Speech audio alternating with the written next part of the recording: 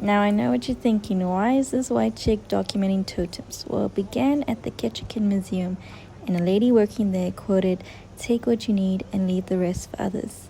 And as an artist, that sparked an idea. I have 4 months to figure out what a totem means to me. And here we go. Let's begin the journey together.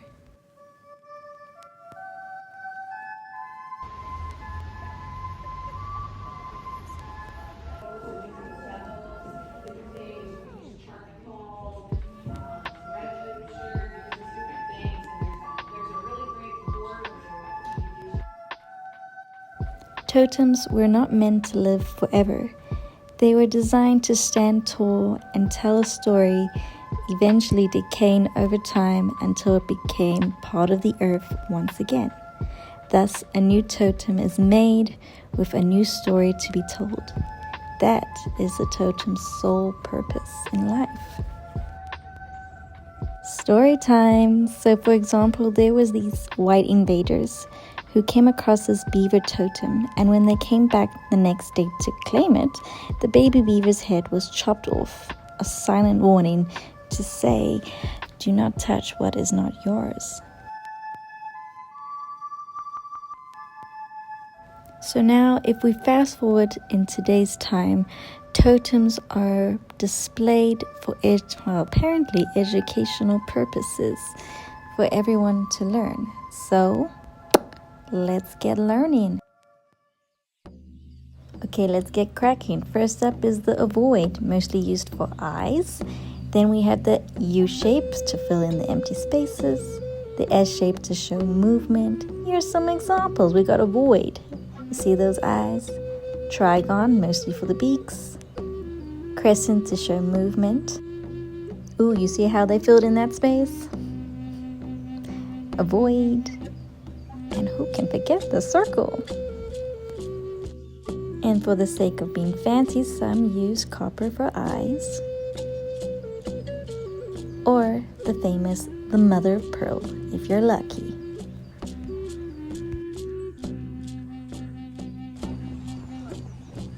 Next stop is Sitka National Park, and I believe this is the best way to represent totems in nature, with a couple of signs talking about the totem's history. And you get to walk around. That is super duper fun.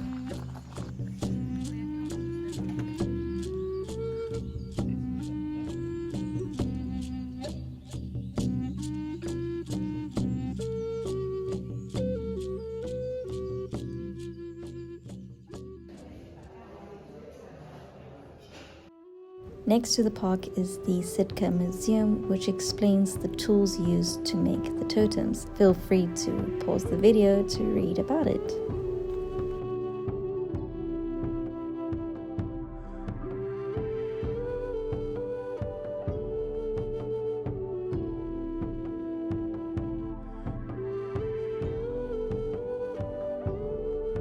As you can imagine, style and color play an important role in representing a clan. Each clan has a different type of style, so you know your neighbor. On to the materials. Totems are traditionally made from red cedar wood, among others like yellow cedar and sur wood. This wood is repurposed into making many more things like masks, baskets, cutlery, bowls, even fishing gear. Nothing taken from nature is ever wasted. And at a point, the same goes to museums. This is very controversial, but displaying totems in museums I don't believe is a waste, as long as you honor and respect each item. I was very pleased to see people taking advantage of the facility, asking questions, taking the time to learn, therefore leaving the museum with some form of respect. I guess I'm one of the lucky ones. You know, I get to view totems up close, learn about it in depth, because where I live, totems don't exist. I don't think people even know totems exist. So I'm very fortunate to make this video because of the museums.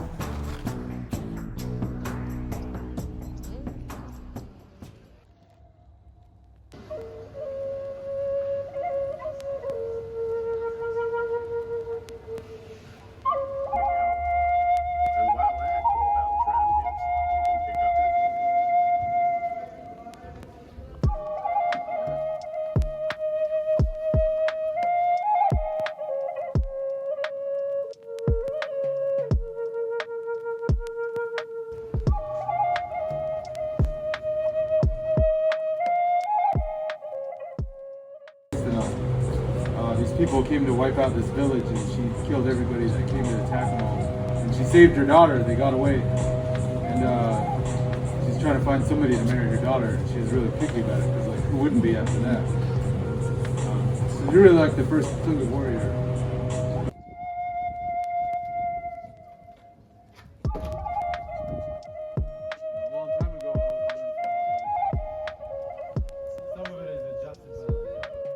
Sadly, I didn't ask what the artist's name was, but look at his office view.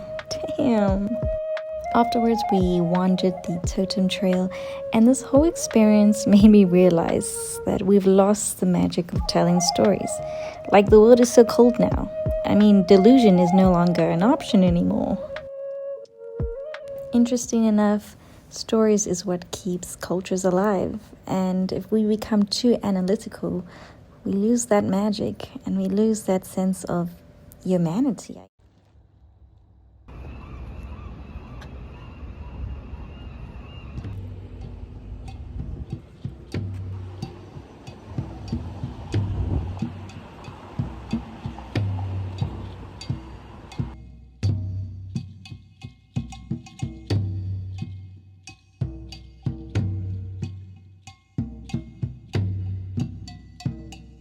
As embarrassing as this sounds, this is my first time learning about George, the legend who not only escaped the IRS, but he played in several movies and wrote several books like Potlatch, which means to give, in order to honor his culture and to never forget about the past.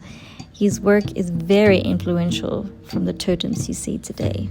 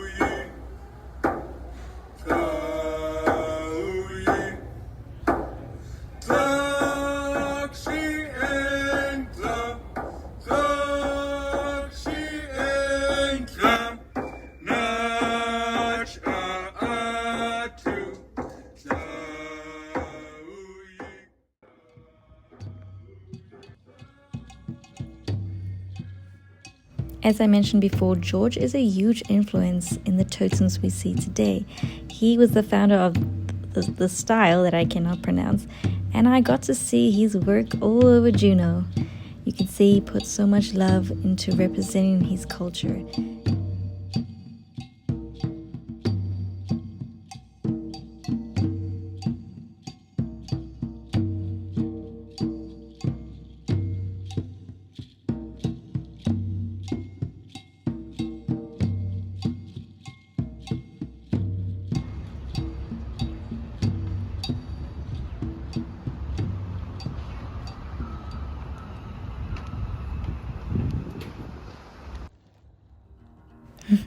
Another mountain, another George. Let's go.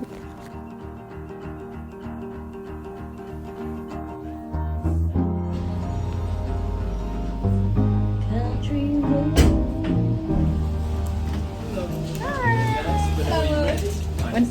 I can go? Yeah. Thank you. Bye-bye. Oh, that way? Oh, sorry.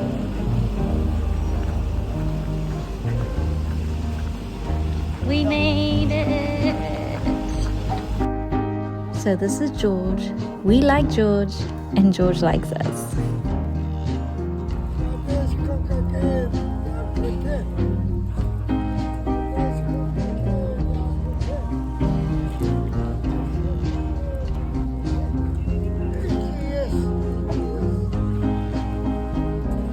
I hope everyone gets to meet a George in their life. What a positive soul. Yet he spoke of sadness of a land he could no longer return to. Traditions like hunting or even fishing, limited. So as remembrance of the land he once knew, he chants stories around a fire, surrounded by strangers, tourists, hoping that he gets to return back to what he once knew.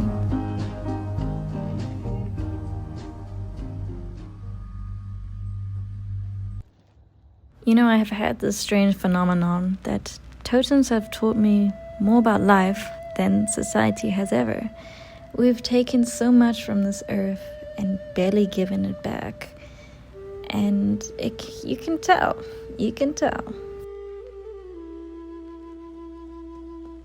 Anywho, I do think we can live in harmony with nature if we allow it. It's possible. I'm rooting for that, yeah. Also, I've been thinking, I don't know how to feel about the totem industry. I feel like it's kind of played me. Like I bought souvenirs and I feel so guilty. I see the industry as black and white. One side is socially good, and the other side is culturally destructive. Pretty bittersweet. But then again, maybe it's just me. Maybe everyone else just sees color. Well, the way I see it, the modern day totem is like how you decorate your bedroom, or what color paint you choose to paint your house. Totems are representing your clan, so take pride. Maybe they are just simple decorative faces. Or maybe the totems are faces disguised as spirits. Or maybe they're just faces telling the story of their past. Or maybe a mass marketing scheme to exploit Native Americans to sell their culture in order to survive? Nah, that would be just too messed up.